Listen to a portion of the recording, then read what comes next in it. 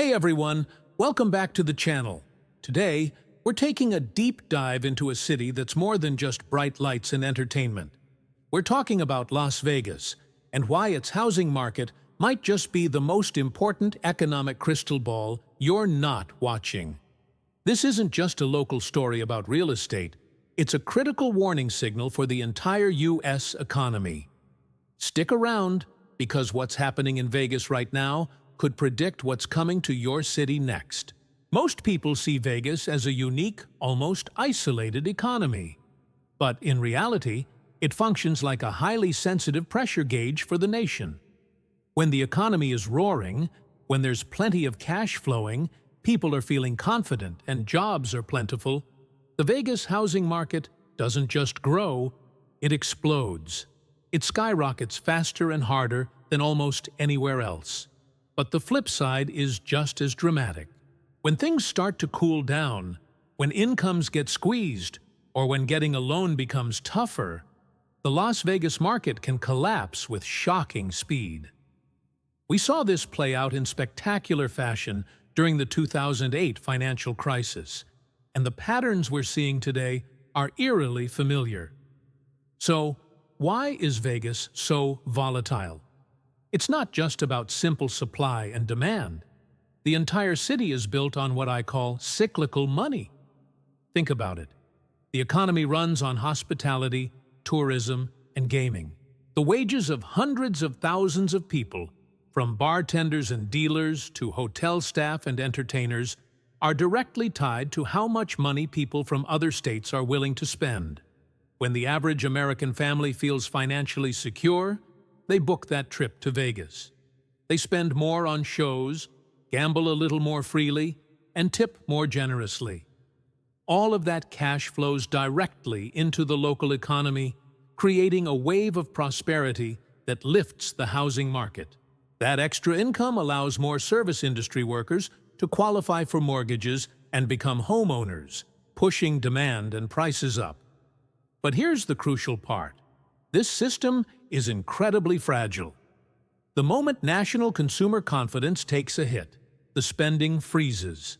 It's not a slow decline, it's like a switch being flipped.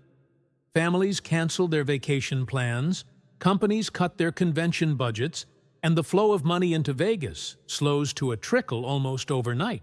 This isn't like a manufacturing town where a factory closure takes time to ripple through the economy. In Vegas, the impact is immediate. The incomes that were supporting those mortgage payments suddenly shrink, and the housing market feels that jolt instantly. It's this extreme sensitivity to national sentiment that makes Las Vegas such a powerful leading indicator. It's the first to boom and the first to bust. Right now, if you look closely, the cracks are already starting to show.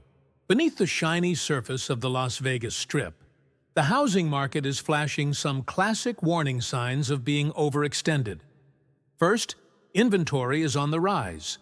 More and more homes are sitting on the market, which is a big change from the bidding wars we saw just a couple of years ago. Second, the average number of days a home stays on the market is creeping up. Homes that used to sell in a weekend are now taking weeks or even months to find a buyer. And third, we're starting to see sellers offer incentives again. Things like helping with closing costs or buying down the buyer's interest rate. If this sounds familiar, it should. This is the exact same sequence of events we witnessed in 2006 and 2007, right before the market rolled over. It's a slow, quiet shift that often goes unnoticed until it's too late. But there's another layer to this that most analysts are missing, and it's arguably the most important one. Las Vegas is one of the most investor-heavy real estate markets in the entire country. Over the past few years, nearly 30% of all home purchases were made not by families looking for a place to live, but by investors. This includes everyone from small-scale landlords to massive institutional buyers like private equity firms. Why does this matter so much? Because investors and homeowners have completely different motivations. A family buys a home for stability, and to build a life. An investor buys an asset for one reason: to generate a return. This makes the market incredibly sensitive to two key factors: interest rates and rental market performance. When interest rates go up, the cost of borrowing for these investors skyrockets, eating directly into their potential profits. Even more importantly, their entire business model depends on being able to charge high enough rents to cover their costs and make money. So what happens if the rental market stagnates? What if rents stop rising or even start to fall because there are too many rental units available? What happens if vacancy rates start to climb? Unlike a family, a large investor won't just hold on and hope for the best. Their spreadsheets and algorithms will tell them it's time to sell. And here's the kicker: when institutional investors decide to exit a market, they don't sell one house at a time. They unload their entire portfolio, dozens, sometimes hundreds of homes, as quickly as possible to cut their losses. This can flood the market with inventory almost overnight, causing prices to plummet. They aren't emotionally attached to the properties. It's purely a financial decision. This is the hidden risk in the Las Vegas market today. A significant portion of the market is propped up by investors who will run for the exits at the first sign of real trouble. A slowdown in tourism could lead to softer rental demand, which could be the trigger that causes these investors to sell. So let's connect the dots. We have a market built on the fragile foundation of tourism and consumer confidence. We have rising inventory and homes sitting on the market longer. We have sellers starting to offer incentives. And most critically, we have a huge concentration of investors who are highly sensitive to rising rates and a softening rental market. This is the perfect storm. The story of the Las Vegas housing market isn't just about Las Vegas. It's a microcosm of the pressures building in the national economy. The same forces of tight credit, investor sensitivity, and affordability challenges are present in cities all across America. But because Vegas is so volatile, it shows the strain first. Watching the Las Vegas market is like getting a preview of the next chapter for housing nationwide, where investor activity is high, where local economies are dependent on discretionary spending, and where affordability is already stretched to its limit. Those are the places that will likely feel the pressure next. So, keep an eye on the data coming out of Nevada. Pay attention to inventory levels, days on market, and any news about investor activity. Understanding what's happening in Vegas gives you a roadmap for what could be coming down the line for the broader U.S. housing market. Now, I want to hear from you. What are your thoughts on this? Do you think Las Vegas will be the first domino to fall, triggering a wider correction? Or do you believe the national market will break before Vegas has a chance to crash? Let me know your predictions and your reasoning down in the comments below. I read every single one, and I'm really curious to see what you all think. If you found this analysis helpful and want more deep dives into the economy and real estate, make sure to hit that like button and subscribe to the channel so you don't miss our future videos. What's the biggest threat to the Las Vegas housing market right now? It's not what you think. It's not foreclosures. It's not a housing bubble in the classic sense. It's something much quieter, much more fundamental, and it's called wage fragility.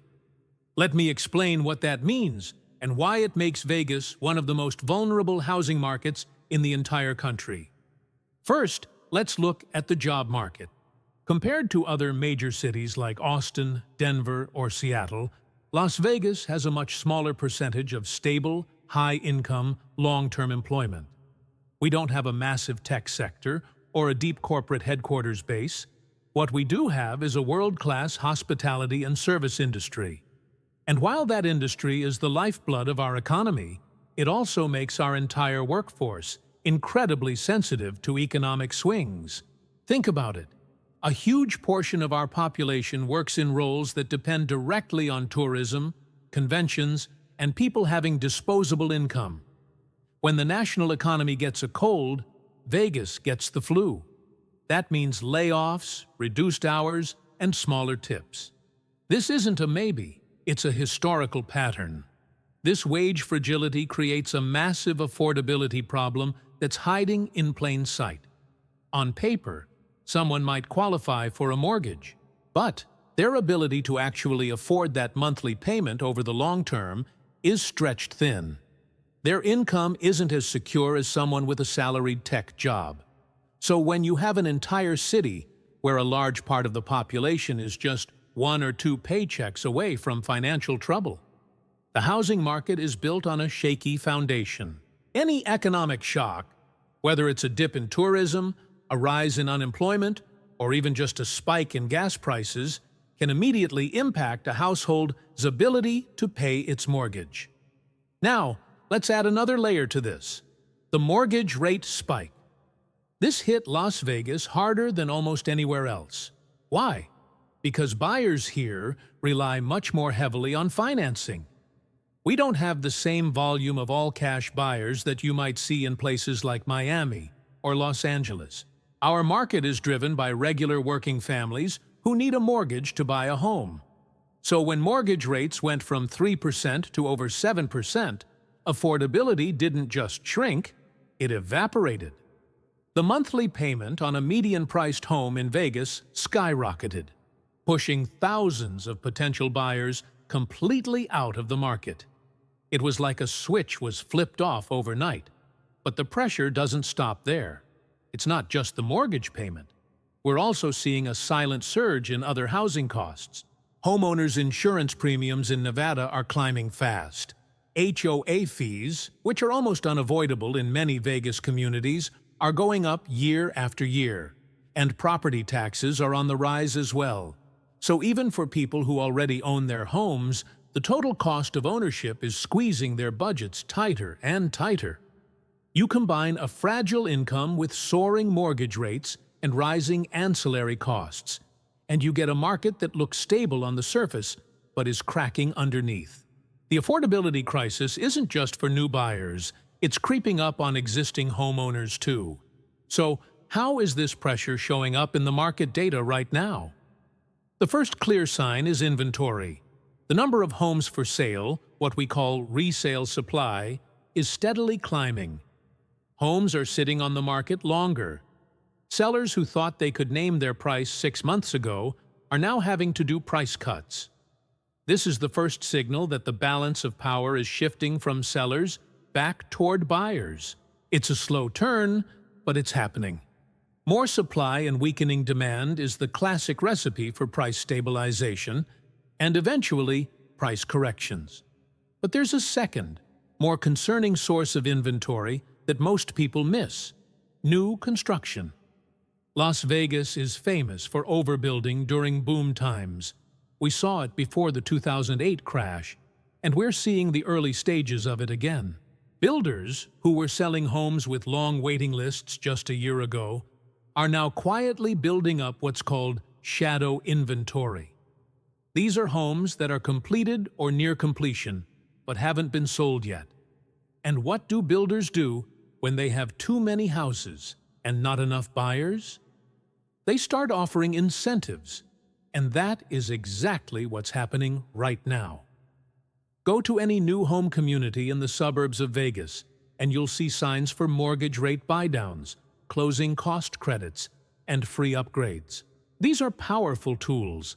A builder can offer a 5.5% interest rate when the open market is at 7%.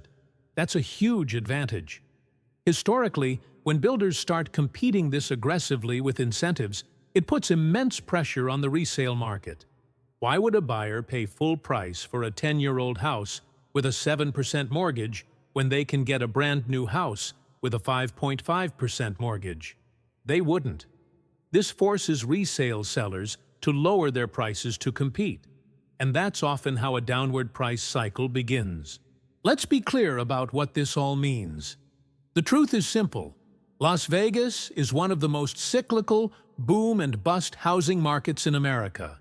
That's our DNA, and right now, all the signs are pointing to the fact that we are entering a major pressure zone.